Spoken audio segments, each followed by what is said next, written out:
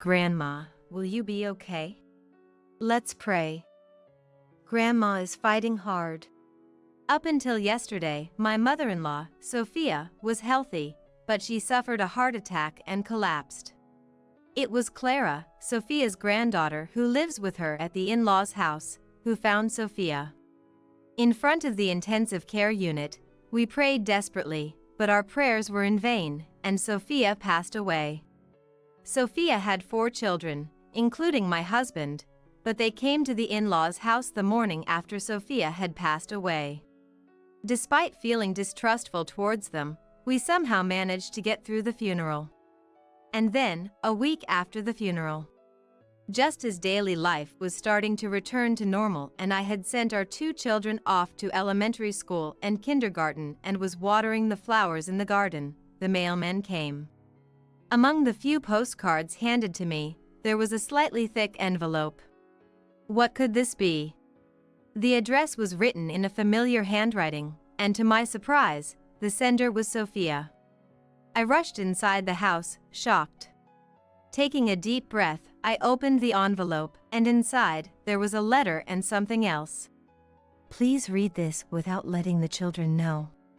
The letter began with this sentence and explained that it had been sent by a great friend of Sophia, expressed gratitude towards me, and shared her caring thoughts about the future of my children, Owen and Noelle, and also Clara. Besides the letter, there was another piece of paper with a map drawn on it. I quickly contacted Clara, and we headed to the location indicated on the map. This is. Sophia has been helping me until the very end. Clara, I've made up my mind. I'm supporting you, Emily. I made a strong resolution. My name is Emily. I live with my husband, Art, our first-grade son, Owen, and our 3-year-old daughter, Noelle. I got married at 32, which wasn't too late, but it took us a while to have children.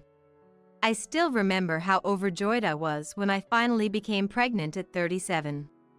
Upon becoming pregnant, I quit the company I had worked at for 15 years since graduating from college.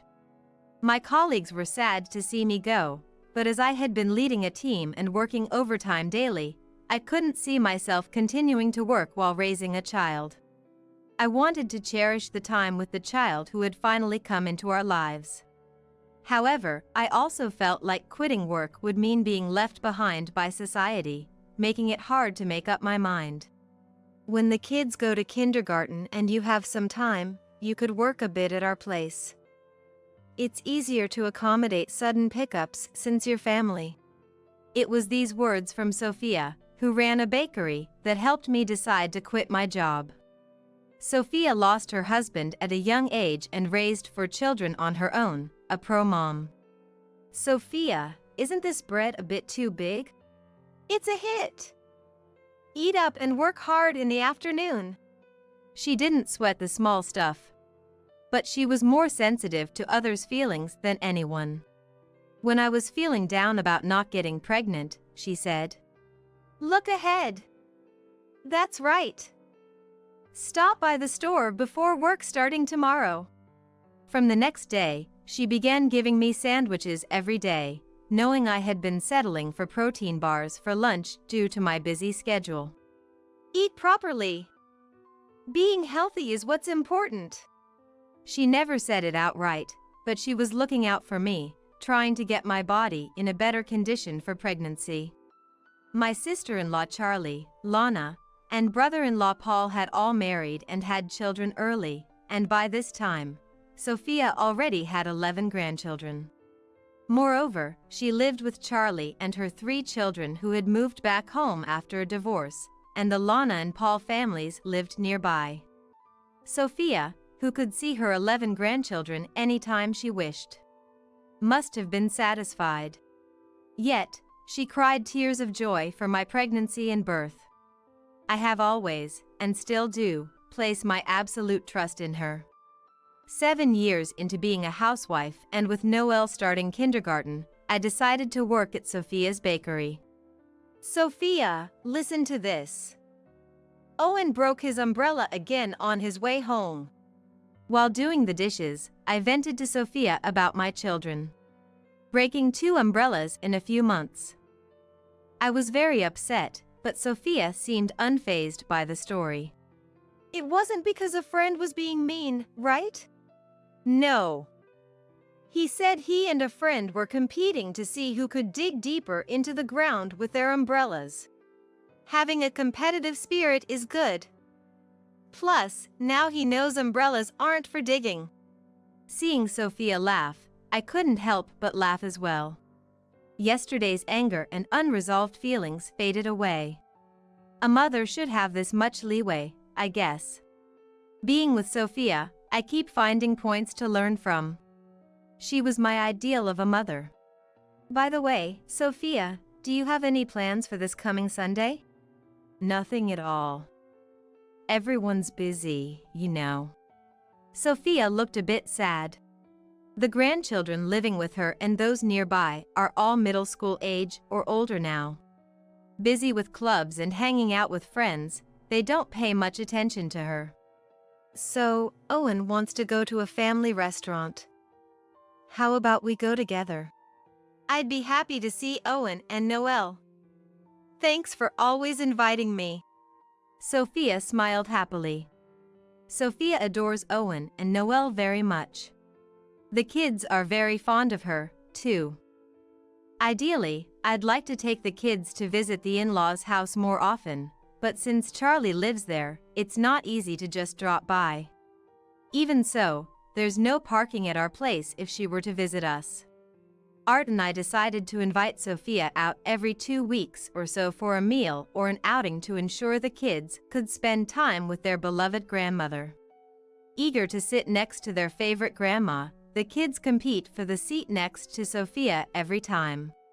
Watching them, Sophia would squint her eyes in amusement. Is Art working today too? Yes. He's been busy since he became a manager. That's tough. Art used to join us, but recently, with his increasing weekend work, it's been just the 3 of us without Art. I wasn't too bothered by it. The kids are getting easier to handle, and work is work.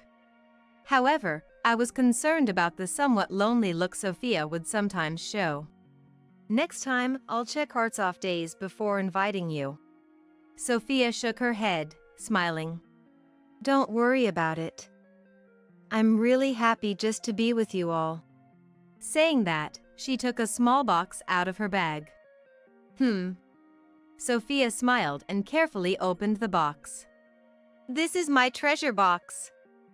This ring was a gift from your father, and this necklace was the first thing I bought with my first paycheck. Filled with memories, the treasure box made me smile too. What about this one in the bag? I pointed to a small trinket box. Open it when I say it's okay. Eh? Sophia laughed innocently. I'm giving my treasure box to you, Emily. I'm not really at the age to dress up anymore. Saying that, Sophia carefully closed the box and placed it in front of me.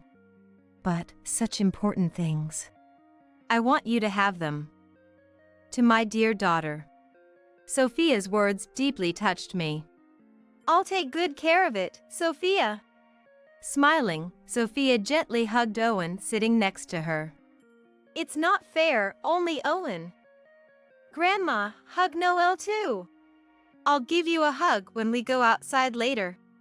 Sophia soothed Noelle, who puffed up her cheeks, with a gentle look. With so much love for her grandchildren and even for me, her daughter-in-law, she must cherish Art, her own child, very much. Feeling a bit sad that Art doesn't seem to realize the depth of a mother's love, I resolved to let Sophia see a healthy and lively Art next time. However, that never came to be. One holiday, I was out with the 2 kids. Is Grandma coming soon?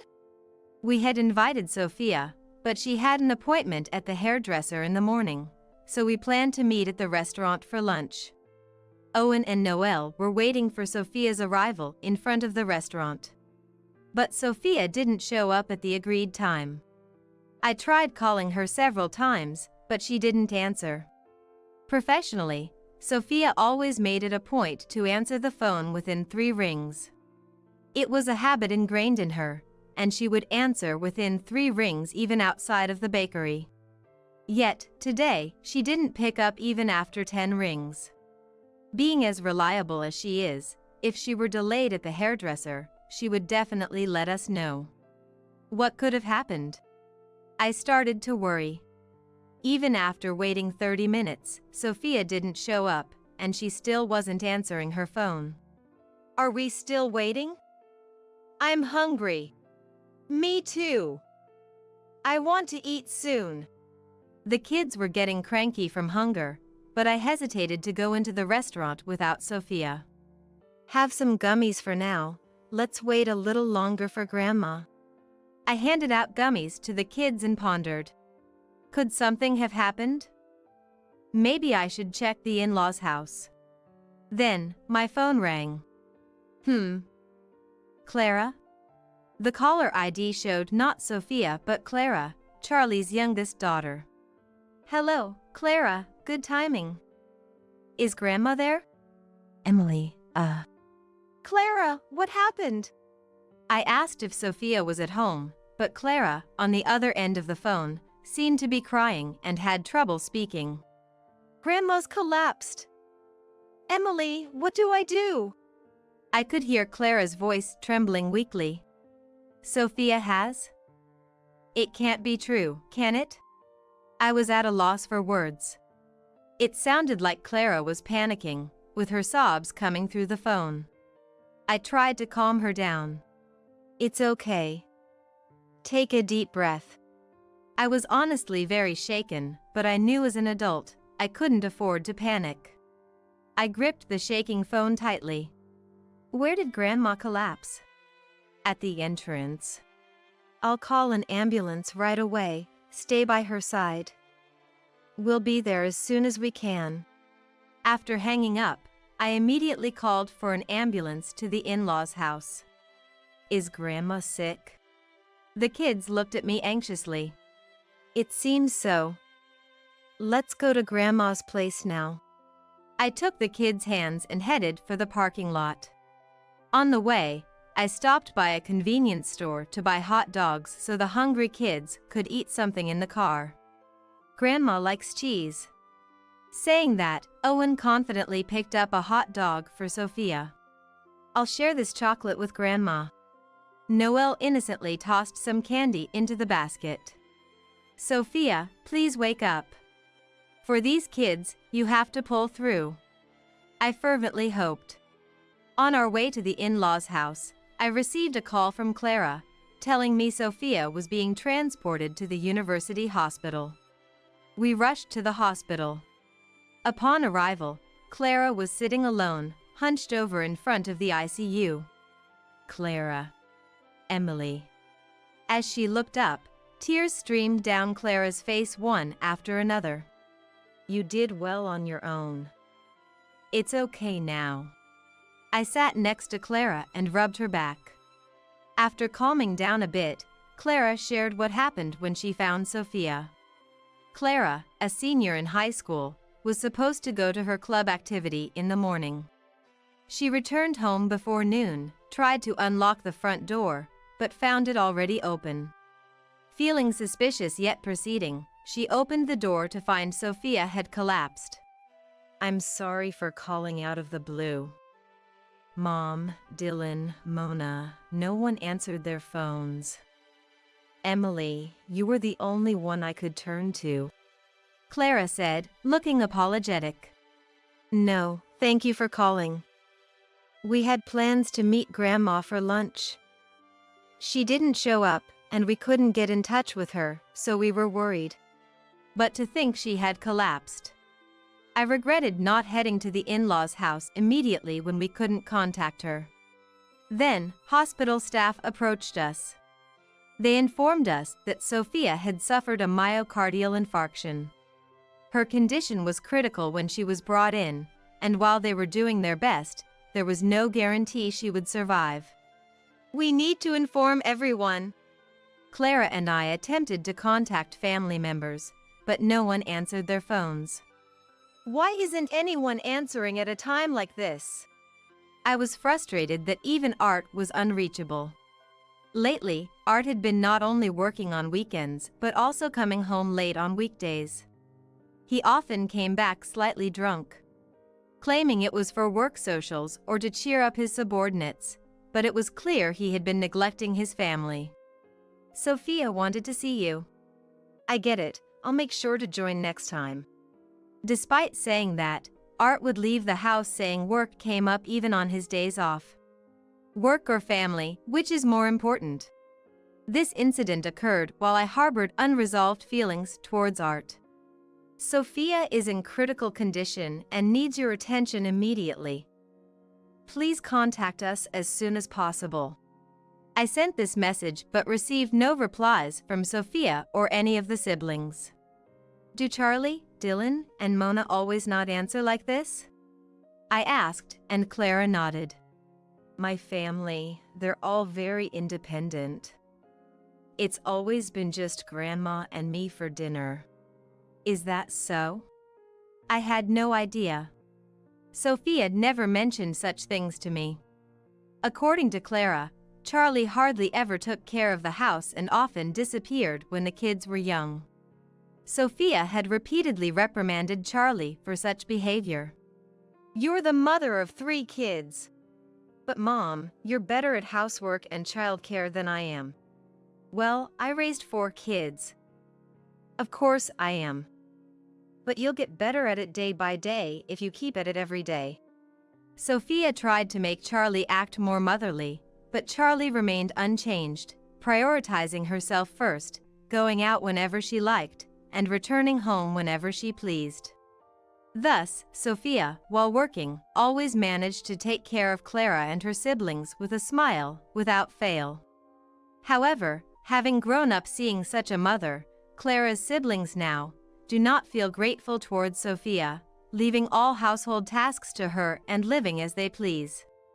Come to think of it, I always heard about Clara from Sophia. I remembered. Clara makes the best hamburgers in the world, or when Sophia started having trouble threading needles because of her eyesight, Clara bought her a needle threader.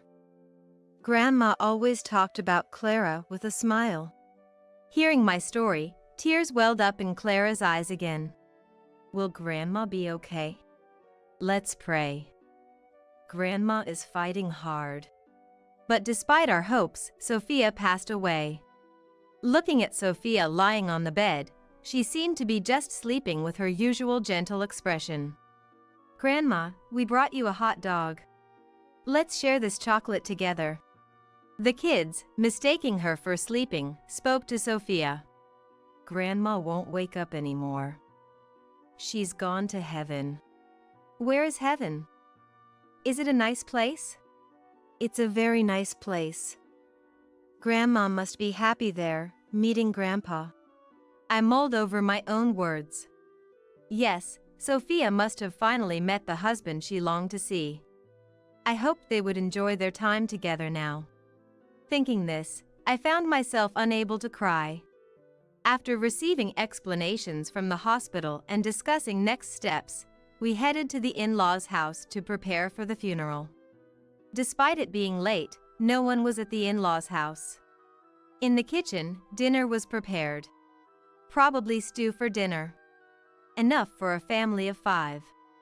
Always preparing meals for everyone, not knowing when they would come home or if they would eat, Sophia must have cared until the end. The greatness and kindness of Sophia made my heart heavy. Colleagues from Sophia's bakery also came to help. We want to be of some help to Sophia, they said, helping with the funeral preparations. While sharing memories of Sophia, we worked together to prepare. Only Clara knew about the house, but there were things even she, still a high school student, didn't understand, making the preparation difficult. Charlie, whom we thought would return eventually, did not come back, and there was no contact with any of the siblings. Despite having a lot on my mind, I focused solely on Sophia and took initiative. The siblings didn't arrive at the in-laws' house until the next morning. What were you doing until now? I gave Art a cold look. There was trouble at work. I was completely dismayed that even after his own mother had passed away, Art was still making excuses about work. Not just Art. None of the siblings, including Charlie, expressed gratitude for staying by Sophia's side or for the funeral preparations. See you at the funeral then. Call me anytime if you need anything. Sensing the odd atmosphere, the colleagues left. During the funeral, Clara and I, despite our grief, fulfilled our roles as family members, but Sophia's own children ignored their responsibilities. Thinking about these four disrupted my peace of mind. I focused on the last moments with Sophia. A week after the funeral. As daily life slowly returned and I sent the kids off to school and kindergarten, the mailman arrived.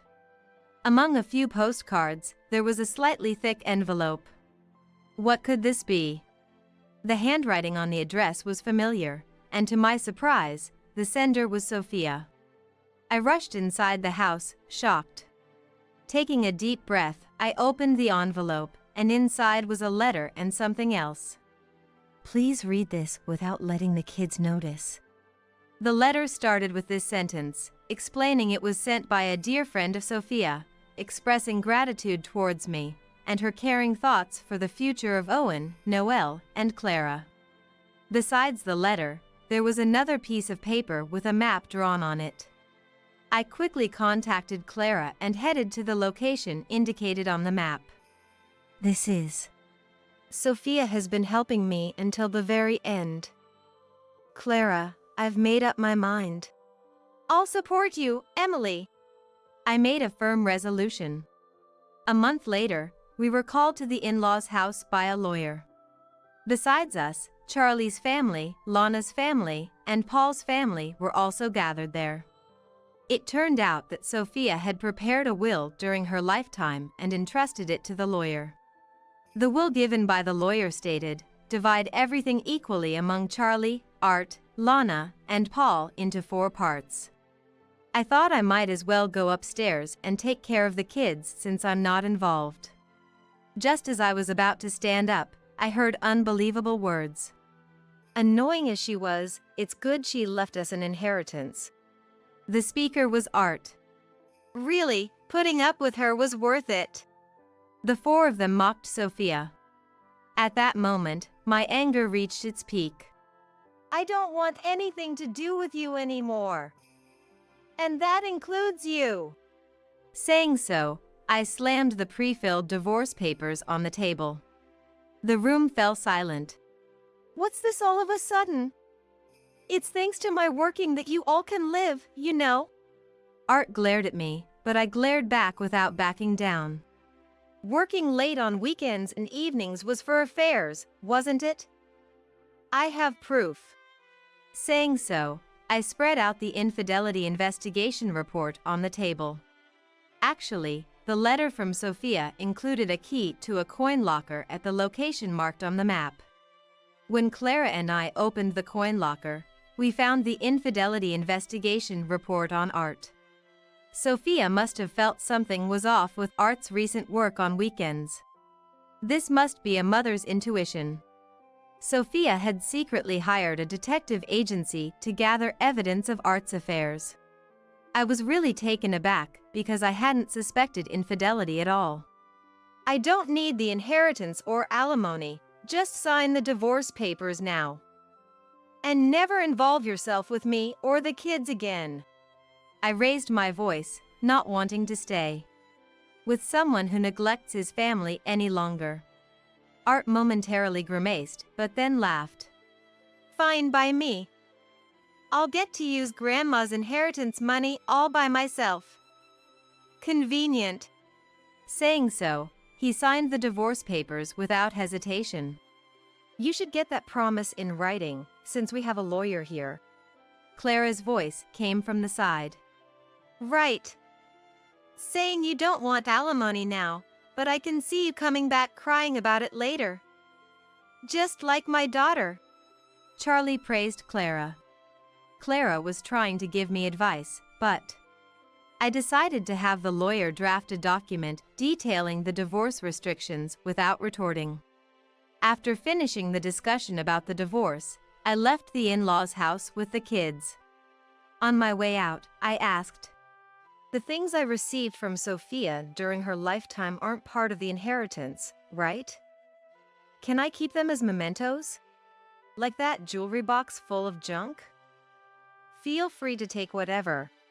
Charlie and the siblings, preoccupied with the inheritance, quickly dismissed me and the kids as outsiders. Then we headed straight to my parents' house. "Welcome back. We've put your things in your room." I had informed my parents about Sophia's infidelity discovery and the divorce. My parents' home was far away, and although I considered moving within the school district for the kids, being unemployed made it challenging. The adaptability of kids is amazing. My mother's words pushed me to decide to temporarily return to my parents' house. It was immediately clear that this was the right decision. Visits to my parents' house had been rare, once a year if at all. Initially, the kids were nervous about living with my parents but soon grew attached. "Grandpa, let's play catch." Owen, unlike Art who rarely engaged with him, started playing catch with my affectionate father, Joseph. "Grandma, what's this flower?" Noelle, who had been missing Sophia, began enjoying the garden flowers with my knowledgeable mother, Madeline. They gradually adjusted to their new schools, and a modest yet peaceful life began for us. Around 3 months later, I received a call from Art. "You deceived us, didn't you?" It seemed he was talking about the jewelry box I had received from Sophia during her lifetime. "I heard from Charlie that it contained a gem worth $500,000. In fact, besides the evidence of Art's infidelity, there was another letter inside the coin locker. The letter mentioned the treasure box I had received from Sophia. Inside the mentioned container, which Sophia had said I could open when it's okay, was an Alexandrite gem valued at around $500,000. Thanks to this gem, I was able to make a swift decision to divorce Art. Apparently, Charlie had eavesdropped on my conversation with Clara about the phone, becoming aware of the gem's existence. That's why I asked, didn't I? If it was okay to keep the things Mom gave me before. That's dishonest. Even over the phone, I could sense Art was fuming with anger. No wonder. They were now shouldering debts divided into 4, aside from the inheritance. I was completely unaware of the debt. Later, Clara informed me over the phone that Sophia had incurred a $50 million debt 5 years ago for the renovation costs of her shop. Had she not purchased that gem for me, she wouldn't have had to take on such a massive debt. But this was Sophia's kindness. Grandma always appreciated how kind you were to her, Emily. With Uncle and Aunt behaving the way they do, she was even more grateful that you became part of the family. Sophia wanted to express her gratitude to me in any way she could, and regarding the $50 million debt, she intended to work and pay it off herself. Had Art and his siblings been kinder to Sophia, she might not have left them with the debt. It was their responsibility. I hope they deeply reflect on their actions. Afterward, Art called several times, but thanks to the agreement we made during the divorce, I managed to fend him off. Not only Art but the other siblings also tried contacting me, but after I warned them that I'd consult the police if they contacted me again, the calls stopped. According to Clara, the 4 siblings finally realized they had to manage on their own. Now, they are arguing over whether to sell the family home. Charlie wants to continue living in the rent-free family home, while Art and the others want to sell it to lighten the debt load. Though they seemed united in mocking Sophia, ultimately, they were people who could only think of themselves. I was truly glad to have cut ties with such people. However, I've continued to keep in touch with Clara. When she moved for college, she ended up living alone near my parents' house, coincidentally. Owen, I'll help you with your homework. Yay! I love Clara because she's so kind. Kind-hearted Clara is now studying to be a nurse in college, wanting to help people like Sophia. Though her mother, Charlie, is unreliable, Clara has been working hard, achieving a scholarship that covers her tuition and managing her living expenses with part-time jobs and scholarships. When Clara decided on her college, I offered to sell the gem to cover her college expenses, but she refused. I want to show Grandma that I can live a proper life and get a good job on my own. Hearing Clara's determination, I decided to quietly support her. Clara, with her kindness and strong will, will surely become a wonderful woman like Sophia. When that time comes, I plan to give her a part of the money from selling the gem. After all, Clara was the granddaughter who always stayed by Sophia's side. And now, I'm also looking for a job, not to be outdone by Clara. I'm considering starting my own business that I can manage while raising my children, and my plans are gradually coming together. This is all thanks to the treasure box left by Sophia. I'll use a part of the initial investment from the sale of the gem, but I plan to raise my children with the money I earn on my own. I want to go to Finland to see the aurora, Owen said while working on his homework with a world map drawn on it. Recently, Owen has taken a great liking to the globe we bought him, showing off his knowledge about countries around the world. I want to meet Santa.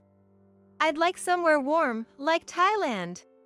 Everyone shared their dreams of places they wanted to visit. That's it. Let's use the money left by Sophia to visit places the kids and Clara want to see. It will undoubtedly enrich their lives with new experiences. Just the thought of it excites me. Sophia, thanks to you, we can spend our days with smiles on our faces. Please keep watching over us.